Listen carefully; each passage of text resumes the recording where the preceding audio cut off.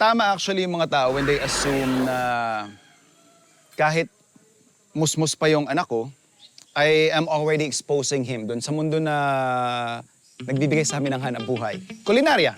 So isa sa mga pinakaunang dish na naituro ko sa anak ko tapos he proudly claims na sa kanya na daw ngayon is yung aming tuna pasta. So ngayong Father's Day, I think this is one of those dishes na pwede niyong kopyahin, maging bonding ninyo mag-ama, maging part ng core memories ng inyong mga anak, pamangkin, or kahit sino man yan. We have here our freshly harvested tomatoes. Next up, yung ating herbs. We have here freshly harvested parsley and oregano. Yung ating boiling water, tinatawag na tayo para magluto na ng ating pasta. So, okay na ako dun sa doneness nung ating pasta. This is the actual perfect time para maglagay ka ng oil. So, didrizzle lang natin to generously. Oil, galing sa ating tuna. We will pour it in doon sa konting pasta water na pinaglutuan natin kanina. And then we will add our garlic, chopped of course, and yung ating tomatoes. Season natin of course ng konting salt. And then pepper. Hindi muna natin ilalagay yung ating mga herbs kasi we are using fresh herb. So, pag nilagay natin yan during this process, mamumute or mamamatay yung vibrance ng flavor nila. Now we put in our tuna.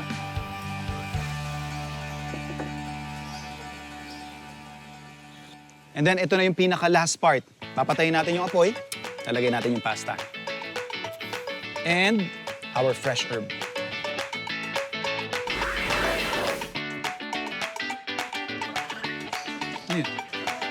Father's Day is all about doon sa mga haligi ng tahanan, haligi ng mga institusyon na hinuhulma ang mga susunod na henerasyon para maging matatag, mabuti, at maayos na mga individual. Happy Father's Day po sa lahat. Saludo! Happy Father's Day! Dahil pasukan na ng mga estudyante at sasabak na naman sila sa isang SEM ng pag-aaral, tayo kayong mga graduate na papasa pa rin sa pop quiz? Yan ang susubukan natin today. Isang food trivia quiz kung saan ang bokya may parusa. Sa unang katanungan, alin sa dalawang Pinoy noodle dishes na ito ang nakapagtala ng Guinness World Record for longest line of noodle bowls? Ayan. Letter A, Pancit Canton. Kinain natin yan kanina. Okay. Letter B, Pancit Malabon. Your answer, Tito Abdul? O sige pare, ano ako? B. B, Pansit Malabon. Pansit Malabon. JR, anong tapos? ang tamang sagot ay... Letter B! Question number 2. Yes, Kung sa Thailand, ito ay Kapi at sa Vietnam naman ay Mam Tom, sa Pilipinas, kilala ito sa tawag na letter A, patis. Okay. Letter B, bagoong. Letter B, bagoong. Paano magkakaroon ng bagong sa Thailand? Siyempre, elepating meron doon. Hindi, patis. Oo nga, patis. Patis, sure ka. Bakit patis? Parang ang lakas lang ng kutob ko. Kasi nung Mas sinabi kilala. kong bagoong parang nafe-feel ko lang. Mas kilala rin yung Oo. Thai at saka yung Vietnamese cuisine Yes. na... And then iniisip ko na baka sa atin lang ba may bagoong? Hindi, meron din ba sa ano? Hindi ako sure. Meron din sila. So, ang tamang sagot ay... Letter B! Oh my God! Ayan na. Alright. Ang dali lang ha, parang makakadalawang itlog ako ngayon. Alam mo, ang napupusuan ko dito. Napupusuan talaga yun, no? Nasasakit sa'yo.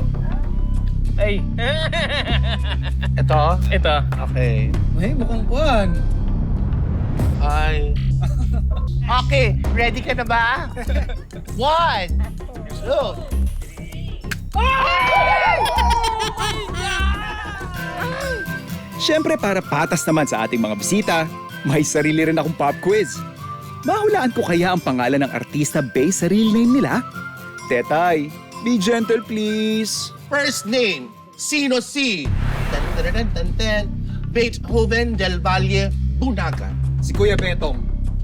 I'm so proud to tell you na hindi siya si Kuya Betong. Beethoven. Dahil ang pangalan ni Kuya Betong ay Mary Rose Sagrado. Mary Rose. Si Michael B. Yes, Kuya Betong. Choose your ring. Ito sa akin. Ito. Etong pinili. And 3, 2, 1! Oh my God! Sino si Philbert Angeli Ranoyo Pagestrom?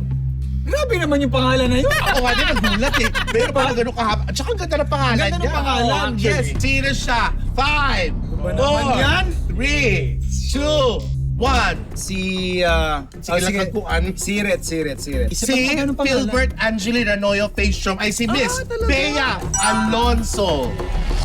Sa pangalan niya. Ito. Ito, Tito Abdul. 3, 2, 1! Goodbye, Chef!